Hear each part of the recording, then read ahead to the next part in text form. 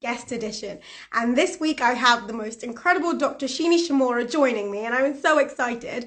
I'm going to add her to the call because I can't wait for the conversations we're going to have. Dr. Shini, I know, and she's a TV executive producer, she's a presenter, broadcaster, author, 7 times author, and I'm actually one of her books. Hello. Driving and talking about this tonight. I'm to be chatting to you because I'm in your Berkeley Mets. I adore you and I can't wait to chat to you today. I'm so excited. How are you? I'm excited. How are you doing today? I'm good. How are you? Can you hear me? Oh, I can hear you perfectly. I think we're going to have the most fun. I was just saying, like, introducing you, just talking about how incredible, but also multifaceted you are. You know, award-winning mechanical engineer, but then you do TV. You've written 7 books. Which one of them is engineers make a difference? Yeah. And there's some incredible there's an engineering star in there amongst 45 others who's wearing an orange top today. Yeah. No, that was the most fun project, I think, for me to date in terms of literary projects, that one. So, yeah.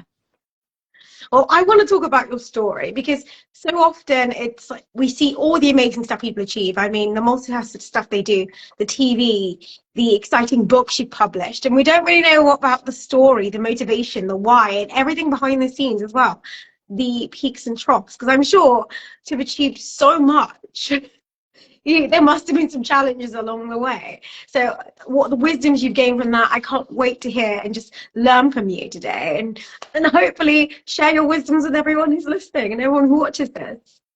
So first question. This is funny because you interviewed me and now I get to interview you. I'm quite enjoying it. Yeah, it's weird being on the other side. Isn't it odd? It's quite fun though.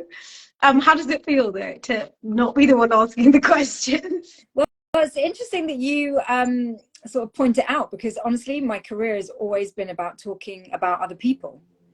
I very rarely get to talk about my journey. And when you mention all the things that have happened along the way, I think it's important to point out that there's been a lot of time that has passed between sort of graduating with an engineering degree and now.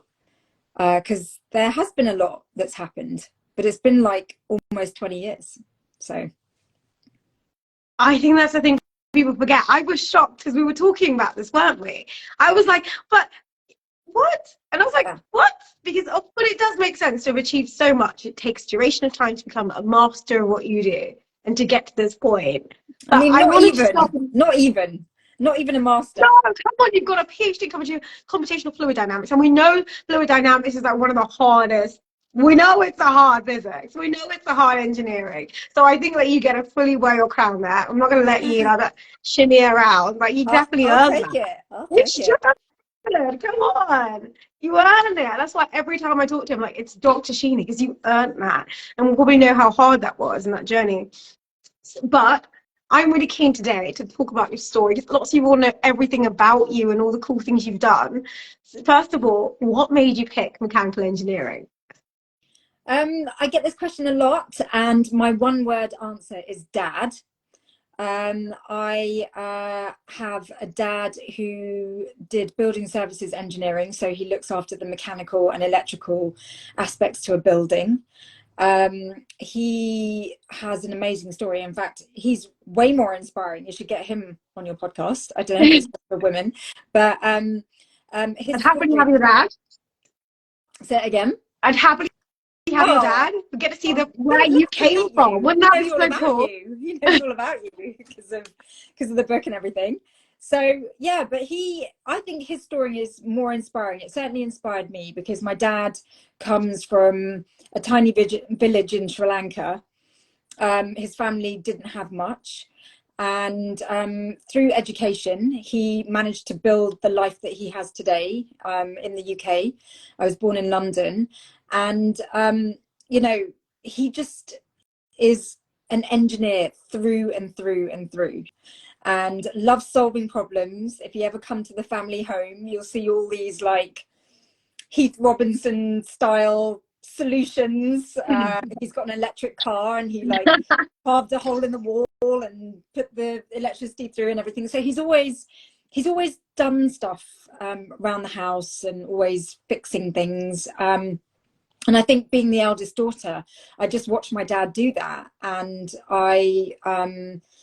it just seemed normal to me to, if there's a problem, you just fix it, and you get your hands dirty and you have a go, and you build stuff and you test stuff and you like create things, and if it doesn't go well, you try something else. And you know, so I was in that sort of engineering mentality growing up, and I think there was a real pressure to follow in my dad's footsteps, because I'd really seen him build himself up to be the dad and the husband and, you know, the man of the house that he still is today.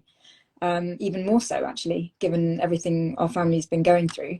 And so, yeah, dad's just been like a massive inspiration to me. And I think the pressure came from feeling like I had to take over my dad's company as the eldest child. And so when I went into engineering, I was a little bit kicking and screaming, because I was really a creative child. I was always a daydreamer.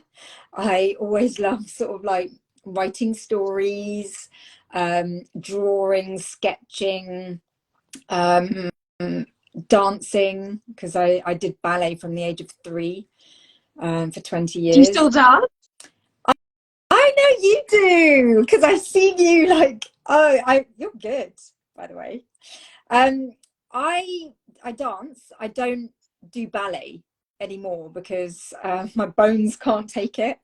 But yeah, I mean, for 20 years, I was really disciplined. I was doing the Royal Academy of Dance 3 times a week.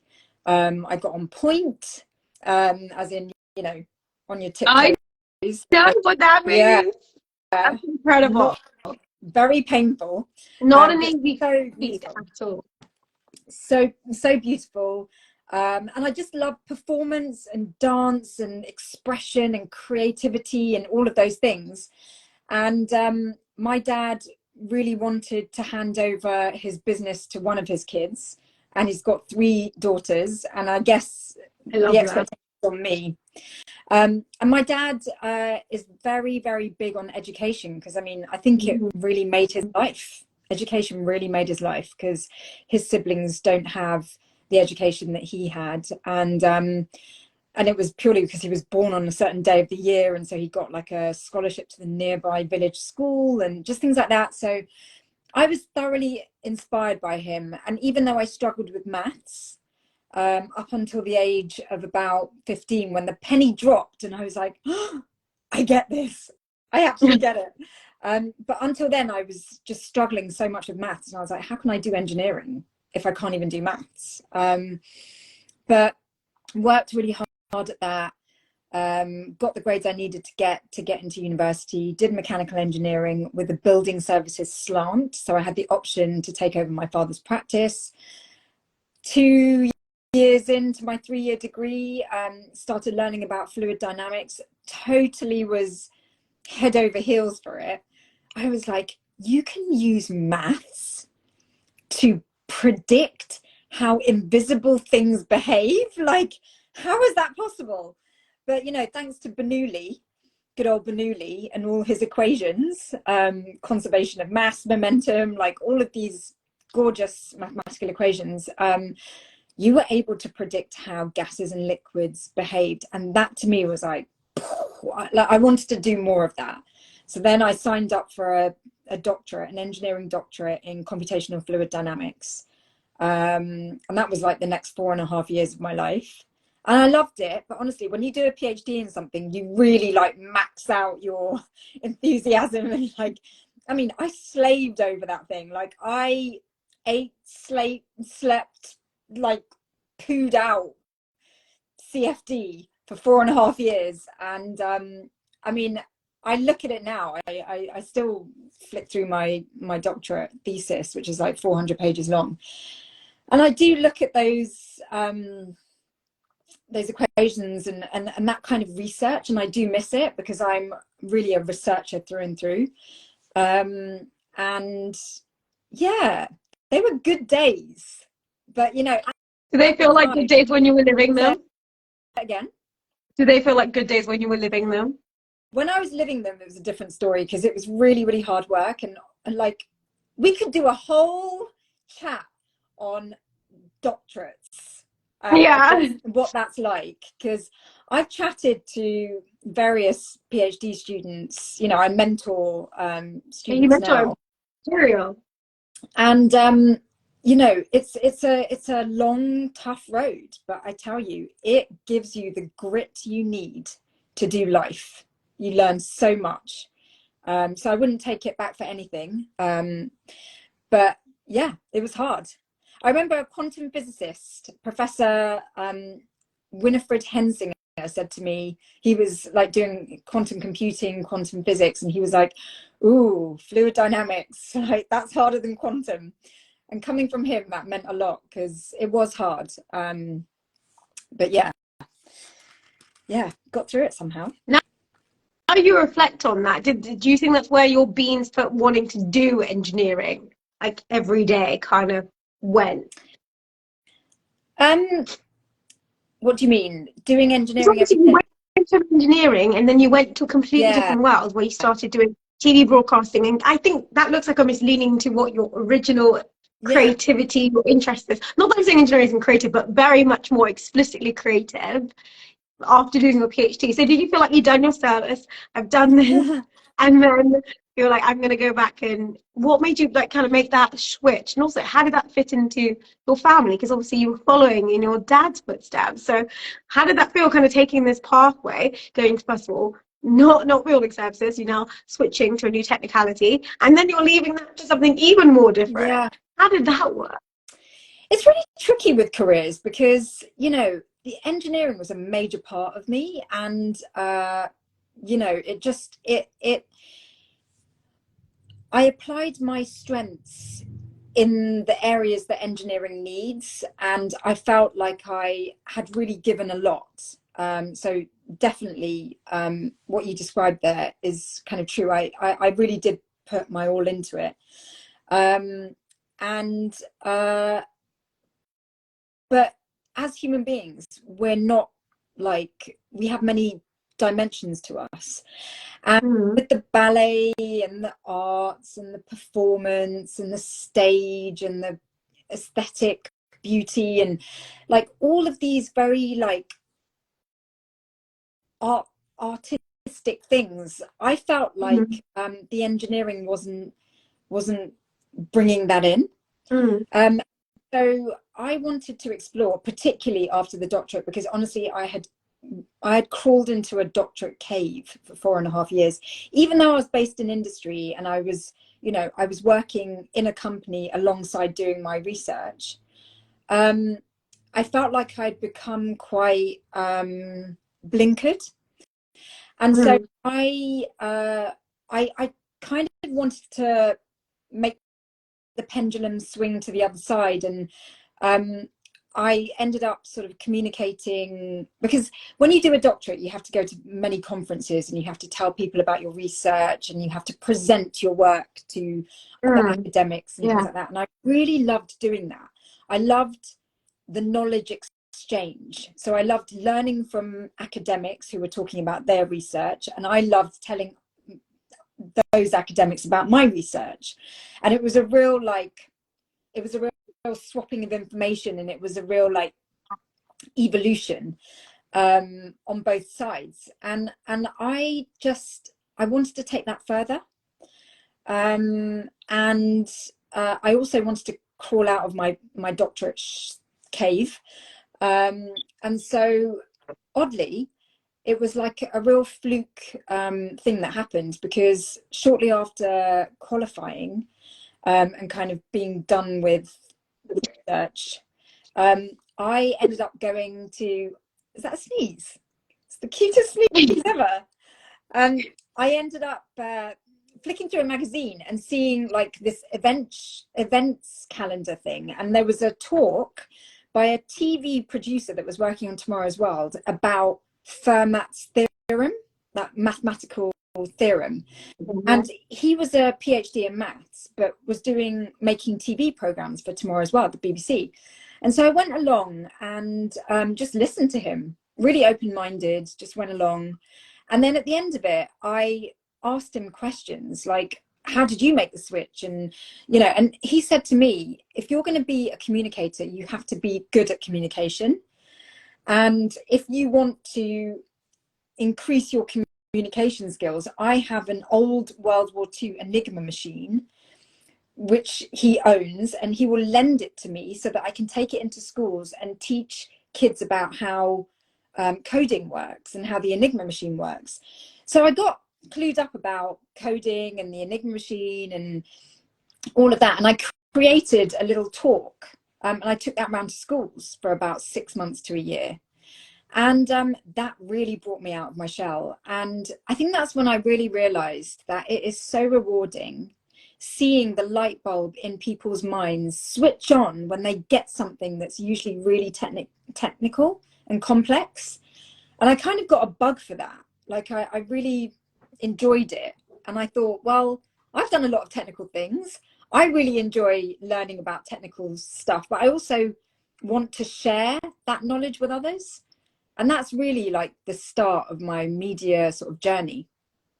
That's so cool. I love that. It feels like almost coincidental, like you picking up that, finding the event going. Do you feel like your career is more spanned, like, first of all, not like just studying a PhD, which is a bit more undecided, but like after that, your TV and then your books. Do you think that's been more inspired by just inspired moments like that? Or do you think there's been... Yeah, I haven't had a plan for my career at all. I have just been following my heart and my sort of inner compass. When I look back on my journey, it's been very zigzaggy, not sort of like pre-planned, not necessarily the smartest route, but I've also had to contend with many things that were sort of like untrodden pathways. So when I talk about sort of like a 20-year career so far, 20 years ago, diversity, inclusion and equality were just topics you did not talk about. And so it's really interesting today that everyone's talking about it and everyone cares about it a lot more than they did 20 years ago. So one of the things that I'm really passionate about is to ensure that minorities and underrepresented people don't feel the same way I felt when I qualified and I was looking for my first jobs in engineering. You know, that sense of not being like everyone else and kind of feeling a bit alienated and like maybe you won't be heard, or your voice or your ideas won't count, you know, things like that. I really want to do my little bit to increase diversity and inclusion in engineering so that we can widen the talent pool in engineering, because I think that just ensures better solutions, and engineers are solution finders at the end of the day. So was that actually your work in writing books like this to inspire people? Does that come from actually the challenge and I guess some of the difficult situations you felt in your career? Do you want to share some of those and kind of how you overcame them in the moment as well? And then also, what else made up that 20 years? Because I look at your career and it looks incredible and so dazzling, but what was actually all the little steps you had to take from, first of all, going to schools and with your Enigma machine, talking to kids, talking to young people, letting their light bulb shine and get excited in the penny job, to then having the career that we all know you for now? I mean, generally it was a lot of soul searching, because I think a lot of people, you know, do what is expected. So they go to school, they try and get good grades so they can get into a better school and a better college and a better university, and then get, you know, good university degrees and then get your internship. And like, there's this whole, like, this is what you do next. test and this and this and this. And you know, I realized early on that I was following that sort of predetermined pathway, and I wasn't necessarily feeling fulfilled. I mean, I talk in my TED talk about becoming a human doing rather than a human being. And I think often we can get a bit caught up in being human doings, or existing as human doings, rather than actually sort of asking yourself whether what you're doing is fulfilling. And for me, I've never been driven by, you know, like I've never wanted to have like a job that makes me loads of money really quickly so I can get loads of, you know, material things. Like I've always wanted to do work that is meaningful, and helps people, and where I'm putting my skills to good use for the benefit of others. So, and a lot of that is shaped by our own personal experiences. And, you know, it was quite a shock to my system, sort of like all eager-eyed about doing engineering, like, yeah, I'm doing engineering because I'm following in the footsteps of my dad and it's going to be so cool. I'm getting really qualified and I'm all enthusiastic. And then getting to industry and then meeting with a wall of people that actually didn't really want a young female highly qualified engineer as part of the team because it was kind of uncomfortable. And so I wanted to, I thought that was quite a shame because, you know, you get super qualified to be in engineering, then you're not in engineering anymore. Like that's just such a waste of talent and everyone's time. And so I just thought, well, I would like to make it possible for people that really want to go into engineering and get really skilled up to be in engineering to stay in engineering, because for 20 years there's been this whole thing of like leaky pipeline and, you know, that kind of thing. So I wanted to, leaky pipeline, you know, that concept of where you go through the pipeline and then somehow you fall out of it because of maybe you want to become a mum or you want to do something slightly different to what you've trained to do. And so essentially, like a lot of engineers who are female, for example, end up falling off the wagon, you know, they leak out. So I felt like that was kind of my story, even though that's more of a negative way of looking at it, because actually it's not that I leaked out, it's that I wanted to do more for an area that I felt wasn't getting any airtime, which is the publicity of engineering. So you're being an engineer, right? Isn't that what engineers do? They find a problem and they go and solve it. And you'd gone through your academic, you'd proven yourself, you'd done the work, you'd hit industry, you've seen another engineering problem that wasn't the problem industry was solving, and you're like, okay, I, Dr. Shini, I'm going to do the problem like an engineer. That's the problem. We're going to deal with that. And that is something that, like, one day I did wake up and I was like, hold on a minute, I'm still an engineer because I'm solving the problem of a lack of diversity in engineering. I think you're always an engineer. I think engineering is a way of thinking, it's a way of being. It's not just the actual explicit day job you have. And throughout engineering careers, people flex through their roles, but they're ultimately always solving problem. Like, what is the problem? The problem may differ. Like the problem you picked up there at that start of your career, getting into industry and really feeling that wall, I guess, not being welcome and invited into the spaces, even though you were more than qualified to. That was picking another problem to solve. That's also part of the engineering problem, which is that there's been this sort of like misunderstanding that engineering is very technical and big machines and like maths and physics and complicated equations, and it can be very intimidating and it can be very off-putting. But I think one of the things we don't communicate is that engineering is a collaboration. And so it's really important to have all kinds of different minds on an engineering project. And, you know, engineers need lawyers, they need marketing people, they need, you know, as well as the technical Of course. expertise, and you know, it takes so many different minds to come up with a well-rounded solution. And I meet so many engineers who are in engineering who don't have engineering qualifications, and that's interesting to me, because it's like they found it anyway. And you know, for a long time, the problem with engineering was that it was too broad a term. So, you know, the word engineer could include the person that fixes your car, Wi-Fi, builds a bridge, you know, like codes the app. It wasn't a protected status, exactly. Yeah. And for a long time, that was a problem, because people say, oh, they're an engineer. And it's like, well, what does that mean? And it becomes this. But actually, today, it's quite good that it's a broad term, because anyone can be a problem solver.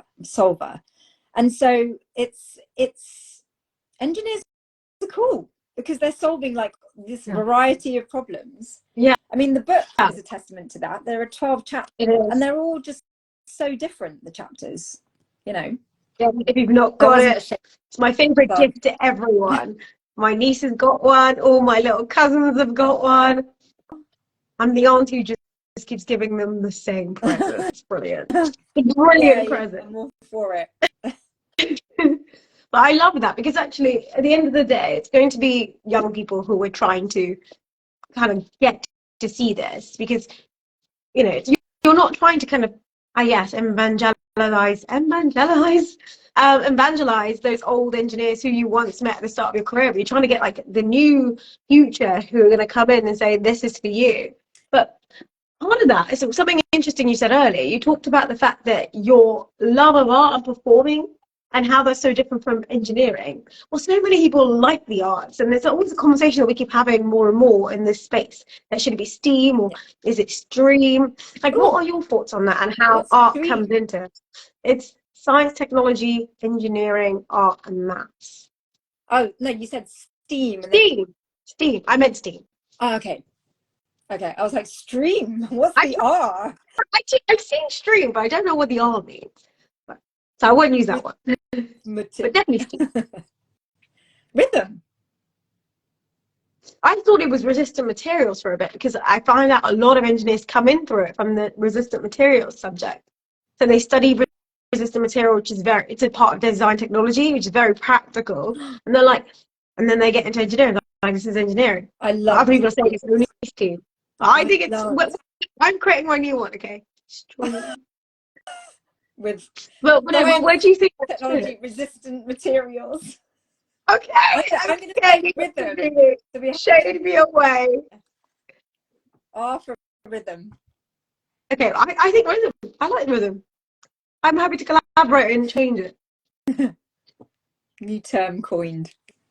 Yeah, absolutely. But what do you think the future of engineering is, with a push, like, for more people like yourself and people like me who like art and have such a desire to do more creative things? How do you think we show engineering as that as well? I'm hoping that with the work that I'm doing, with the work that you're doing, with the work that a lot more communicators are doing now, they will see that engineers are just like everyone else, just people with certain types of skills that they apply and they enjoy and they're passionate about. I'm hoping that this stereotype of the engineer who wears greasy overalls, has dirt under their fingernails, is kind of old and scruffy, can just be smashed to smithereens, and they can see that actually engineers are cool. You know, they're young, they're cool, they're creative, they're visionary, they're pioneering, they're trailblazing, they're confident, they're open to like new ideas and innovation. I mean, so many people don't realize that Elon Musk is an engineer. Like, that's his training. He's an engineer. Everyone thinks he's a businessman and he's making loads of money and that he's, you know, but someone like Elon Musk has an engineering mind. You know, he had vision and he just made that vision possible. Now, I don't want to get into the, you know, is he a good person? Is he not? What's your opinion? Like, I'm just saying, he's an engineer. Yeah. Dyson's an engineer. Oh, Hoover's an engineer. Like, People are just solving problems around their home and things that they see in the world. But obviously we have our own various disciplines, like you're mechanical and I'm Really? civil. Why? No, we used to have beef. Do you not remember at university where civils and mechanicals is like a fake beef? It was a fake beef. It wasn't real. It was camaraderie but and banterland. I Really? don't know. It was a thing at Didn't know university. Was that. that not a thing when you were at university? I always thought civils were like, you know, they're going to the mothership. I mean, civil is where it all began. It's like old school. You know, so many people ask me, should I go into civil or should I go into like, you know, nanotechnology, bioengineering? And I'm like, what? Why are you deciding between something so specific and something so general? And they're like, well, because, you know, with a qualification that's really specific, it means that I can get a job more easily. And I'm just like, just do what you enjoy, you know, like, because the nuances of a degree, unless you're really certain you want to go into that as a career, like, I just think studying engineering in any capacity is really good. I'm all for apprenticeships. Yes. It's such a great way in. Like, gosh, if I'd done an apprenticeship. Oh, there you go. I lost you for a second. I remember I've heard you saying that you think you'd still be in industry if you were an apprentice rather than you went the academic route. Yeah, because I realised, you know, when I was struggling with maths and struggling with physics and struggling, you know, at school, I mean, I was a good student, but it's because I really worked hard. You know, I was doing 20-hour days and things. Like, I used to put my revision notes on tapes and listen to it while I was sleeping. I was just obsessed with like trying to do well at school. So I got good grades because I worked really hard. But I was never a naturally gifted student.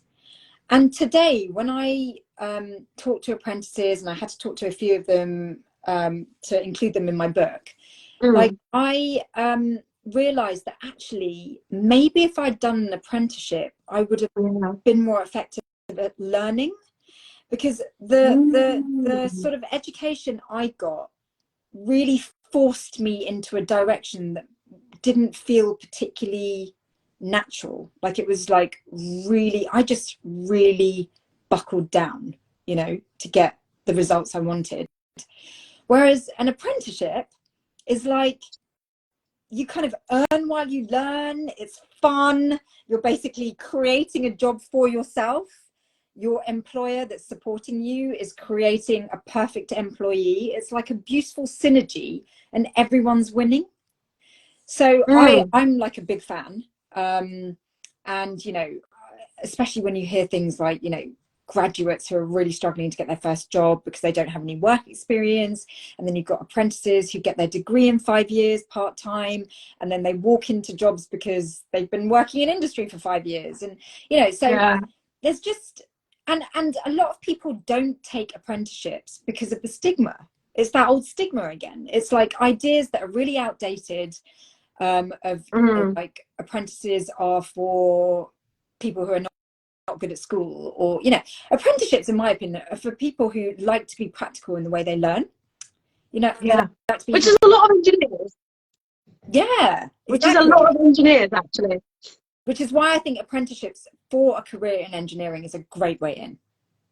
I agree. I think it's a really good idea, but I think it's changing. People are starting to really see it as something really valuable. Like, I was at an ingenuity event, people talking about how important apprentices are, and I was like, I totally agree, because like, you're just going to know so much more. And first of all, with the cost of living, education, people like, this is a no-brainer for a future engineer.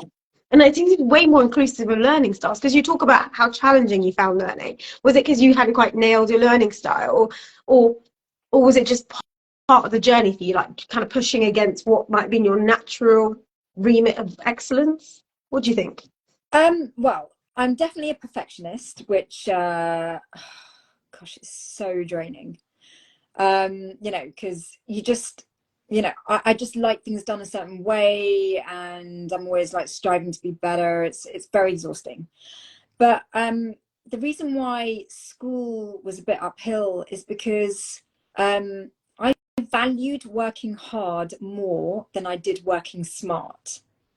And so when it came to my GCSE predicted grades, which you need because, you know, then your A levels and everything, like everything has a knock-on effect. And I got predicted a D or something terrible. I mean, not terrible, sorry to anyone who's getting Ds or whatever, but for a perfectionist, it felt really painful to be given a D predicted grade, given how hard I worked. And in some ways it was good getting the D grade because it really made me stop and just go, Shini, what are you doing? Like, why are you getting a D when you're working 20 hours a day? And then I realized, you know, there's the textbook you get given at school.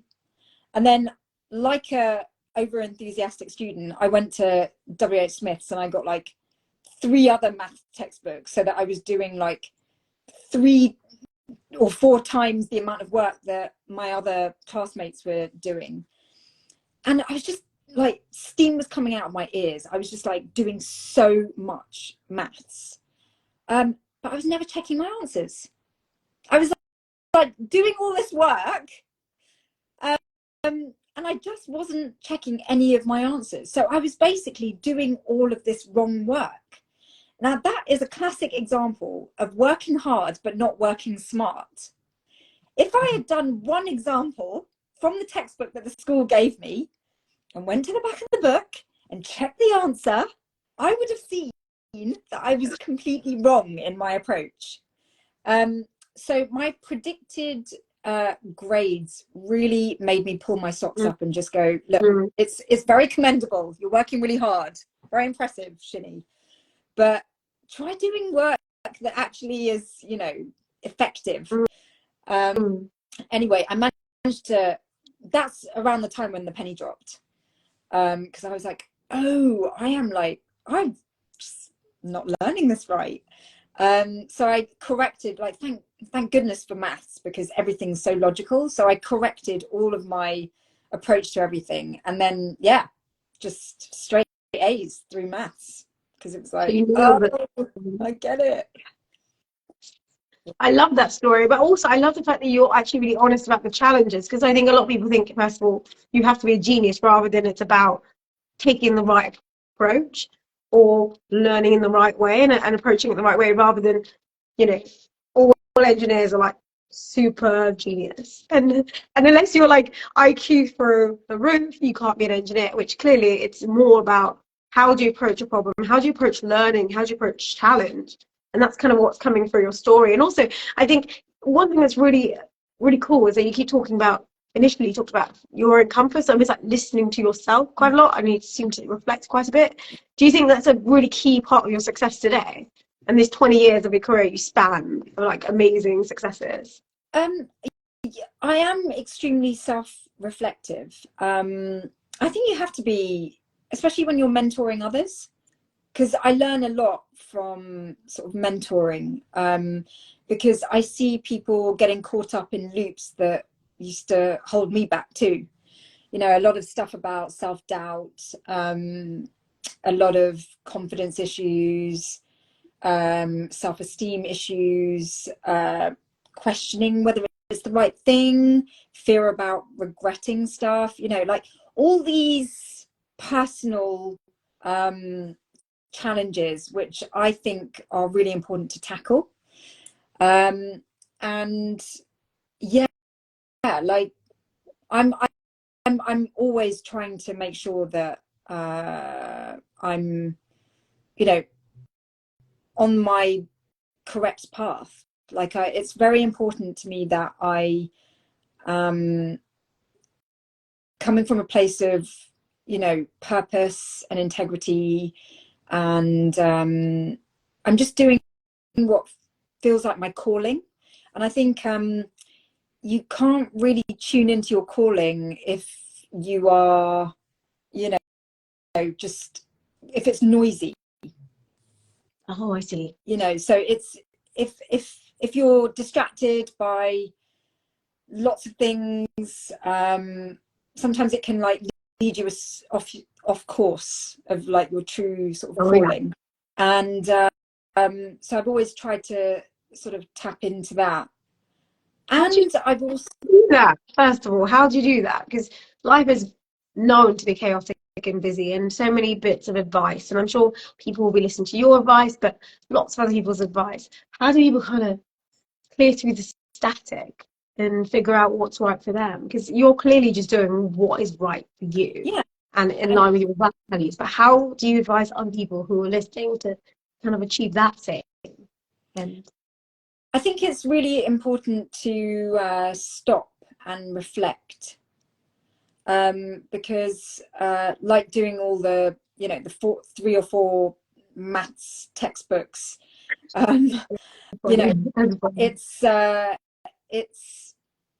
sometimes you have to stop and assess if what you're doing is right and good and aligned with what feels right. And you know, I've done that throughout my career, and there have been moments where I've had to let stuff go.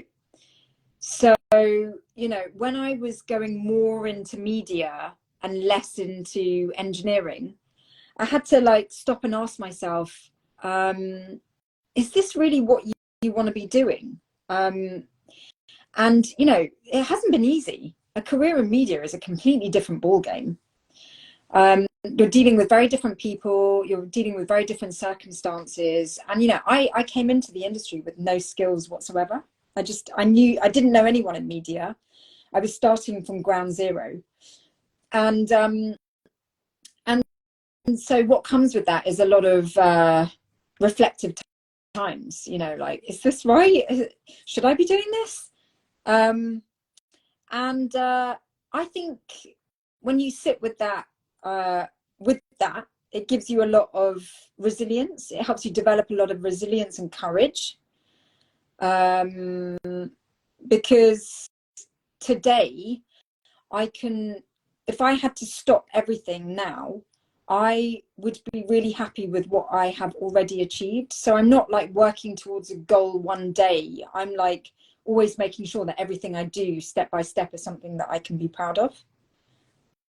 So, and I wanted it to be that way, because I guess at university it felt like I was working towards an ultimate goal, and until I got there, everything else wasn't really worthwhile, and I didn't want to like waste my time anymore than, you know, to wait for goals 5, 10, 15 years in advance. Like I want to feel sort of fulfilled in the short term.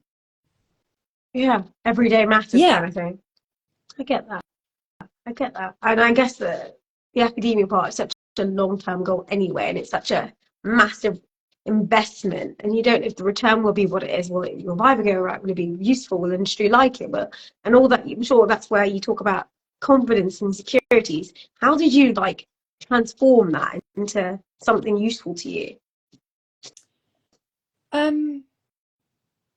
Well, first of all, something that has just popped into my mind is that when I talk about self-doubt and confidence, and probably I'm describing imposter syndrome stuff and perfectionism and all that,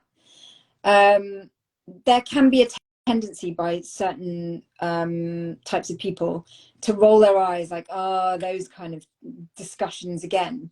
But can I just say that these topics are really big topics amongst people who are underrepresented, people who are in minority groups. Because when you are in a minority and you don't see many people who look like you, think like you, act like you, sound like you, it can very easily feel like you're odd. And when you feel odd, that's when low self-esteem comes in, low confidence, you know, all the self-doubt, all the imposter syndrome stuff comes up. And if you are talented and you've got something to contribute, all of the negative stuff can actually prevent you from contributing. So it's all interlinked. Like, it's really important to talk about this stuff, which is why I'm very passionate about ED&I, because equality, diversity and inclusion, because I really feel that it's not talked about enough. And maybe if we speak about it more, we would have more diversity. The trouble is we don't speak about it enough. And so people who are in minorities, the people that we are trying to bring in so that we can be more diverse, don't get to be heard. So things stay the same. So I'm prepared to put myself out there and talk about these issues, because by talking about them, you kind of shrink the effects of them. And so, yeah.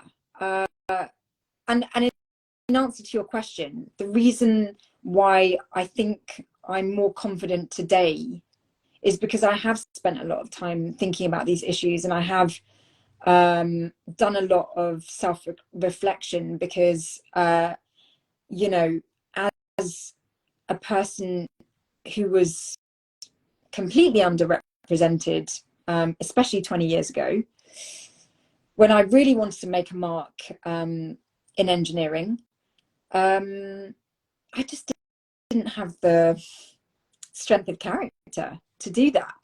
And so I wanted to be able to develop my own strength of character, but then share that with others, so that others would not be held back because they're underrepresented. Oh, you're pioneering the way for us all. That's incredible. And I just love the fact that you are really validating that as well as a reality, that it's not just because you feel insecure or you have self-doubt. You exist in a system where you are not the majority, and certainly it wasn't when you started your career. I know we're improving. I know we've got 16% females in engineering, 16%. We're going up in the world. I know what it was like when I went to university 7 years ago. We're going up in the world. Yeah. Yeah. When I left university 7 years ago, it was not 16%. So we're definitely getting better. But it's people like you doing the work and constantly doing the work. And it's a lot of work. And honestly, I guess if no one's told you recently, thank you for doing the work and, you know, doing the work, paving the way. As you were at the event where they had that amazing screening showing really cool engineers. And one of the things that someone said is that they watched you. It was you that actually triggered their whole career. And there'll be so many people who could be like, oh, I'm doing this with Dr. Shini, pave the way. So I hope that at least makes all the hard work of being the front face, the cold face of the challenge feel worth it. Is that something that you reflect on, like the sacrifice that it takes to do some of the stuff you've done? What feels really worth it is seeing how empowered women are today. I mean, there's still a long way to go, but it's also really beautiful to see the women that were on that panel talking so confidently about their work, getting themselves out there, and being themselves. Because, you know, back in my day, I really had to hide who I was. You know, it seems so alien to talk about this now, but, you know, there were no women, and so I just didn't want to draw any attention to the fact that I was a woman. So, you know, I'd go to work in baggy clothes. I certainly wouldn't wear makeup. You know, I just denied that side of me so that I didn't stick out, and I stuck out anyway. But today you see women like loud and proud about their femininity and you know, having children and demanding flexible working hours and wanting to succeed in their jobs and really give themselves to their work. And I'm just like, wow, you women. I mean, people talk about me helping them, but honestly, they help me, because I'm like, this is how it should have been done. This is, you're doing it, you know. They inspire me. You inspire me. You know, you doing this interview alongside working as a civil engineer in flood defences, and I know what you do. You do. You wrote all about it. I think it's like, if anyone knows my show, it's probably you. You know it better than most. And it's really important that you're doing this, because we need to see that people like you exist. And it is possible to juggle a full-time job in engineering and do all of this. You know, it's so important. Thank you. Thank you. I want to end on some really cool advice. Like, if you could, someone like you sat there now listening to us, what's the thing that you would tell them as they embark on their journey in having a career in engineering? Like, if you could tell them 2 or 3 bits of advice, what would it be? Like, this is it. This is what you need to know. own who you are, get really skilled up, because there is nothing more interesting than someone who really knows their stuff in whatever they've chosen to do. And, you know, all the women that I know who have really inspired me have substance, you know, like we live in a world where, you know, when you've got social media and everything can be boiled down to like a two-dimensional image or a look or a portrayal of something. But what I find incredible about engineers over and over again is what they do of substance. That to me is like, wow, that's amazing. Especially, you know, the reason why I called the book Engineers Making a Difference is because they really do, they dedicate their lives to having a impact, a meaningful impact through the work that they do. Because, you know, when you've got skills in maths and physics, for example, you could go into banking and make loads of money and be lured by, you know, just more materialistic things. But for me, I've got such a soft spot for engineers, not just because my dad is an engineer, but because the people I know in engineering really want to make a difference to our lives, to society. What could be more enriching than that? You know, knowing that you are, you know, making a difference. I mean, I just don't know any other way of describing it. So yeah, own who you are. Have some gravitas and substance to back up who you are, and know your stuff. Yeah, know your stuff. And for me, at my sort of stage of my career and everything, I think the biggest advice I'm giving to myself is to believe in one's abilities. I really think it's important to believe in yourself. And I guess I'm saying that as someone who's often been in underrepresented groups, because yes, there may not be people like you around, but that's what makes you special. And actually something that is really in the forefront of my mind these days is this idea of making a difference through your differences. That's something I kind of want to coin. I love that. Next book. Yeah, I mean, I'd love to. The idea of making a difference through our differences is really powerful, and it kind of just is something I really need to like hold on to. I get like moments of real like, this is it, and then it goes again, and I'm like, oh no, but I'm not like that person, and that person's done that, I never did that. Well, I need to achieve this, I need to get that, I need to, you know, and then I'm off again, forgetting about all the things that make me different, and it's, you know, important that we celebrate our differences. And we also live in a world where like differences cause wars and create boundaries and walls and, you know, all of that. And wouldn't it be so nice to live in a world where we actually celebrated being different and learned from each other through those differences? I'd love to live in a world like that. That would be incredible. That would be incredible. So what's next?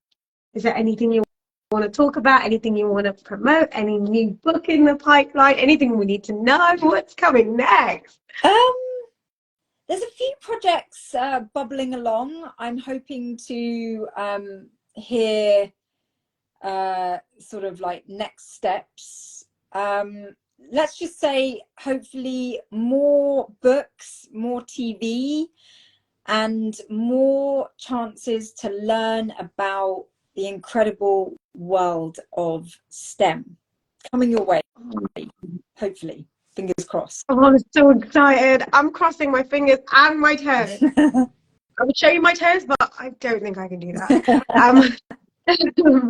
But I can't wait to see what comes next. And so Thank you for coming and joining me and sharing your journey and really the innermost parts of your journey and how your feelings and how you've really transmuted that to be this incredible person that we all look up to.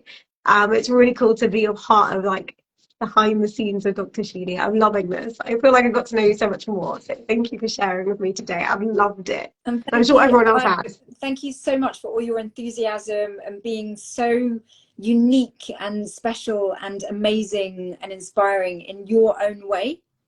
Ever since I've known you, you've always just been so smiley and so excited about life and like wanting to learn. And I love that humility. So thank you. Thank you. And I learned new things today, and it's not stream, it's steam.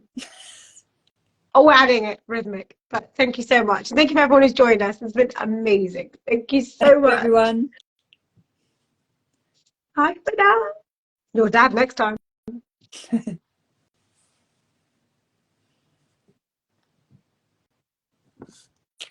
Hi. Hi, everyone. Thanks for joining.